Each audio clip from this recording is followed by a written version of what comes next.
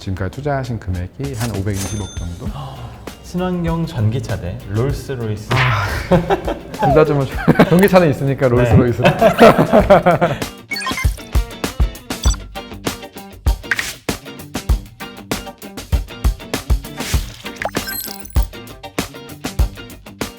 네, 안녕하세요. ESG 교육 컨텐츠 그린 페스티벌에 오신 여러분 환영합니다. 저는 진행을 맡은 LG화학의 이영준 책임이고요. 오늘 에너지 하면 떠오르는 분을 모셨어요. 우리 루트에너지의 윤태환 대표님을 소개합니다. 반갑습니다, 대표님. 반갑습니다. 네. 루트에너지가 어떤 회사인지 좀 소개 부탁드릴게요. 저희 루트에너지는 재생 가능 에너지를 누구나 좀 쉽게 접근할 수 있는 금융 상품, 금융 플랫폼, 재생에너 사업을 개발하는 그런 업무도 다 하고 있습니다. 우리가 요새 뭐 재생에너지 얘기를 많이 하는데 네. 재생에너지를 다시 한번 좀 많은 분들께 소개한다면 어떻게 설명할 수 있을까요? 일단 우리가 어떤 에너지를 사용하느냐 거기서부터 시작을 해야 될 것 같아요. 보통 우리가 사용하는 에너지는 전기 아니면 열이거든요. 이 두 가지 에너지를 만들 때 가능하면 다시 사용할 수 있고 그리고 친환경적인 그런 에너지원을 사용하는 그런 자원을 활용하는 것을 재생에너지라고 합니다. 전기 쪽으로 대표적인 것은 태양광이나 풍력 에너지가 있을 수 있고요. 그리고 난방 쪽으로는 저희 흔히들 이제 폐기물에서 나오는 부산물로 바이오매스라는 게 나오는데 네. 그것을 다시 저희가 태우거나 거기서 나오는 그 열 에너지를 가지고 가스로 만들거나 아니면 이런 난방을 공급하는 그런 것도 재생 가능 에너지에 포함이 됩니다. 말씀 중에 바이오매스는 사실 좀 생소한데 네. 바이오매스를 우리나라에서도 지금 활용을 좀 하고 있나요?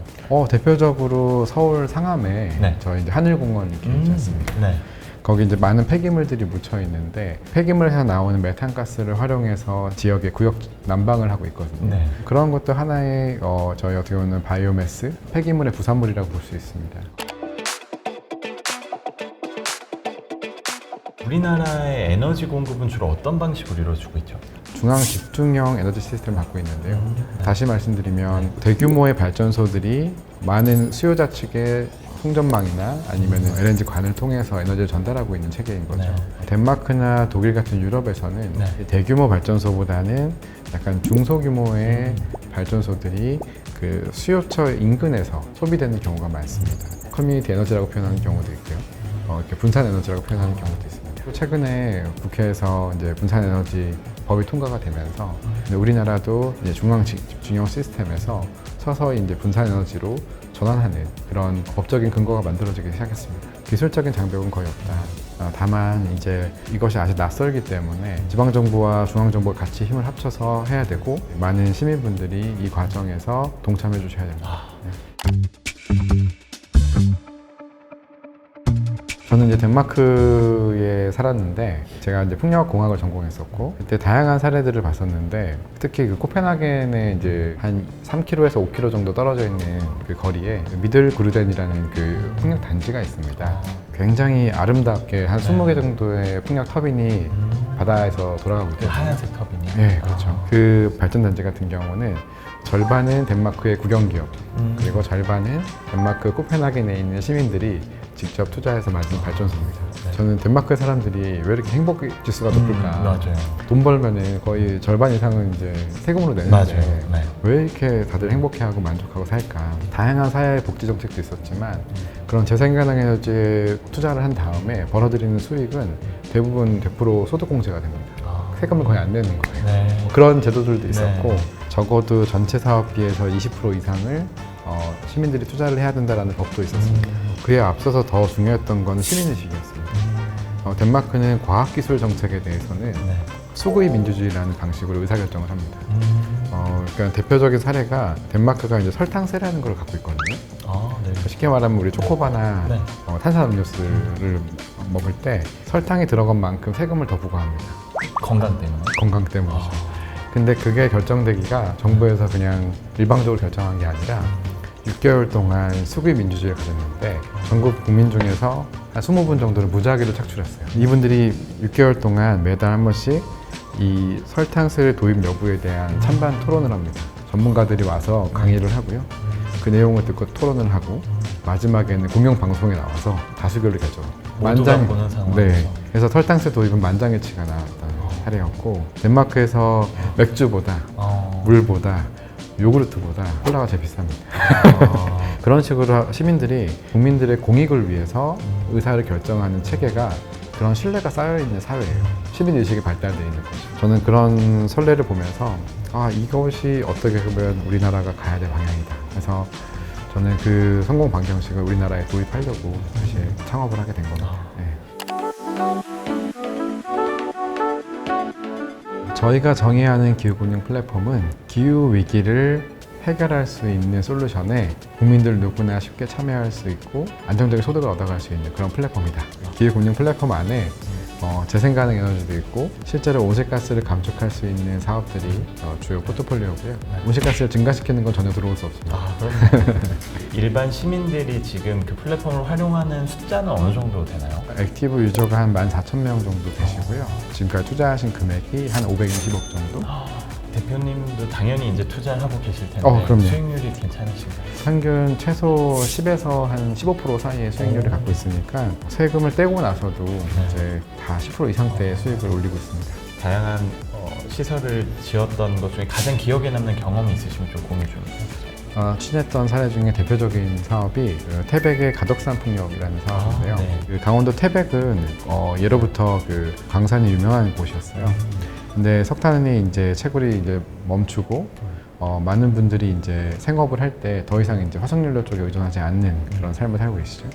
근데 그런 지역에 저희가 이런 풍력 발전기를 설치하는데 그 발전기를 설치하고 운영할 때 나오는 어떤 수익을 그 지역에 있는 주민들하고 함께 롱텀으로 20년 동안 나누는 그런 사업을 저희가 추진했었고요. 처음에는 그 주민분들의 신뢰가 없었습니다. 근데 그렇죠.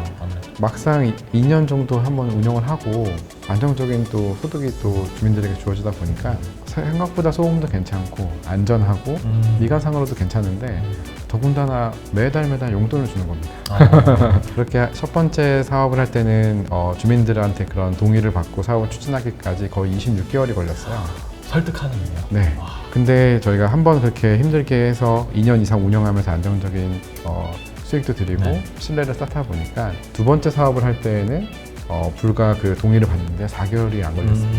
최근에 전기차 충전 사업 분야에도 투자를 하게 됐고요. 전기차 충전소들은 최근에 아파트 단지마다 난리예요. 주차장이 좁아지고 네. 처음 이 상품을 고안했던 거는 충전소가 들어오는 그 아파트 단지에 있는 분들 그리고 그 주변에 이제 그 이해관계가 있는 분들이 충전소가 들어오는 인프라를 까는데 들어가는 비용을 투자를 해서 한 10%, 연 10% 정도의 안정적인 소득을 얻어갈 수 있으면 아무래도 조금 더 민원이 덜 하고 좀 더 이런 전기차 충전 인프라가 더 많이 확대될 수 있지 않을까.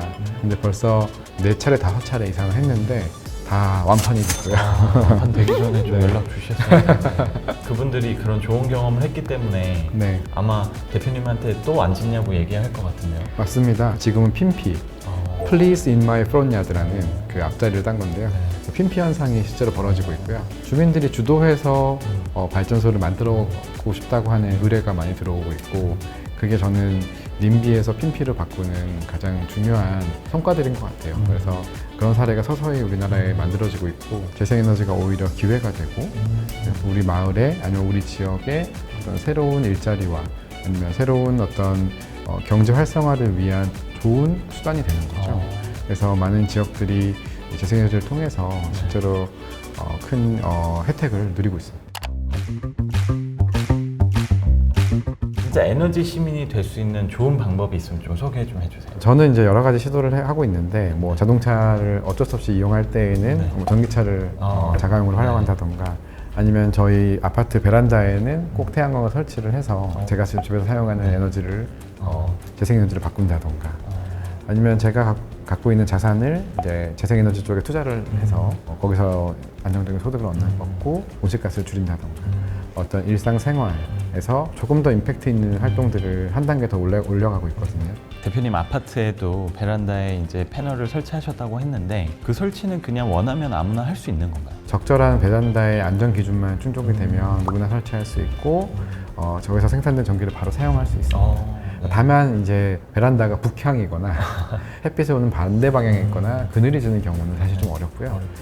가능한 남향이나 남서, 남동향 이렇게 되어 있는 베란다가 최적입니다. 베란다에 이렇게 하나 설치하면 가정에서 쓸 수 있는 전기량이 어느 정도 되나요? 사실 아시겠지만 가정용 전기는 누진제라는 것이 적용됩니다. 네. 그래서 전기 사용량이 많을수록 더 비싼 전기요금을 내고 있거든요. 네. 근데 일단 태양광을 사용하게 되면 그 누진 단계를 낮출 수가 있습니다. 모든 가정에 똑같지는 않습니다. 네. 근데 우리나라 그 4인 가족 평균 그 사용량을 봤을 때는 보통 누진제 2단계에 해당하는데 네. 그런 가족일 경우에 만약에 태양광 모듈을 네. 최근에 나온 네. 600W 이상의 모듈을 만약에 활용하게 된다고 하면 이한 모듈에서 냉장고 2개 분량의 전기가 만들어지기 때문에 네. 한 5, 6만 원 전기요금을 내시는 분들이면 네. 거의 한 2, 3만 원 이상 전기를 아낄 수가 있는 거예요. 매달. 반값 정도 네. 느끼네요. 그 정도면은 모듈 하나당 뭐 가격이 60만 원, 70만 원 이렇게 되니까 네. 보조금까지 받으면 더 싸게 살 수 네. 있는 거고요. 그러면은 거의 뭐 다 한 2, 3년 이내에 회수할 네. 수 있는 수준의 수준의 전기를 만들어낸다. 음. 물론 이사 갈 때 떼어갈 수도 있고요.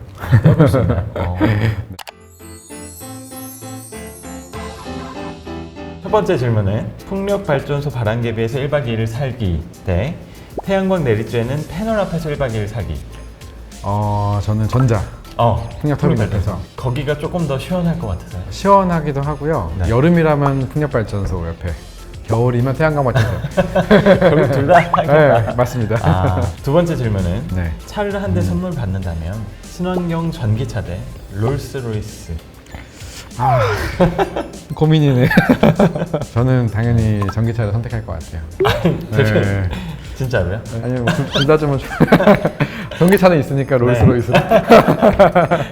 네, 대표님 오늘 긴 시간 대화를 나눠봤는데 마지막으로 우리 시청자분들께 당부의 말씀이 있다면. 저의 목표는 앞으로 10년 이내에 우리 5천만 인구 중에 500만 명이 넘는 국민들이 재생가능 에너지 혹은 이런 기후위기를 해결하기 위한 솔루션에 투자하고 안정적인 소득을 얻을 수 있는 그런 미래를 만들고 싶습니다. 그럴 때 여러분들 함께 동참해 주시면 너무너무너무 감사할 것 같습니다.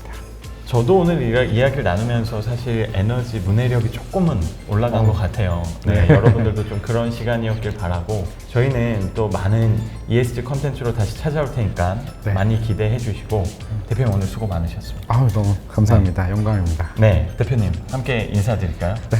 그럼 다음에 만나요.